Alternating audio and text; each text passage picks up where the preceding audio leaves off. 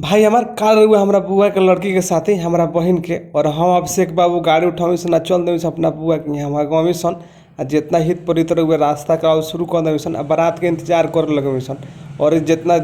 दोस्त यार बचल हुए ओकरा के नाश्ता करवावी सन आ कुछ ही देर में दुआर पर हमसे के बारात इंतजार कर लगे सन आ बारात आ गए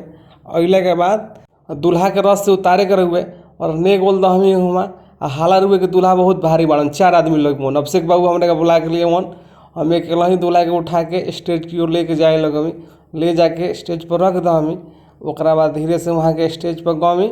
आ जौन आगे के दौर पूजा के काम होला उ होखे लगवे उतने में का हुए के लोग मिठाई फेंकता हुए औरत लोग सोचमी केकरा के दी सबसे छोट के लड़का बात आकाश बाबू के दे दे मिठाई और विधि रहुए विधि उतने में पूजा होखे लगे ओकरा बाद गणेश पूजाई के पूजा कर तो गणेश जी हमने के सामने ही रहमी वहाँ के देख सको तनी के तरह पूजा होते रहुए इतना सात स्वभाव के हाथी हम ना देख ले रहनी और थोड़ा नुक झोंक हुए पैसा में वहाँ के सबके फोटो खींचे हुए कुछ दिन में जयमाला खातिर हमार बहन तैयार हो गई कुछ दिन में स्टेज पर आ गई अब पूरा अच्छा तरीका से देख सको तनी जयमाला होता पूरा फूल से वहाँ लोग के स्वागत हुए चारों की ओर लागल हुए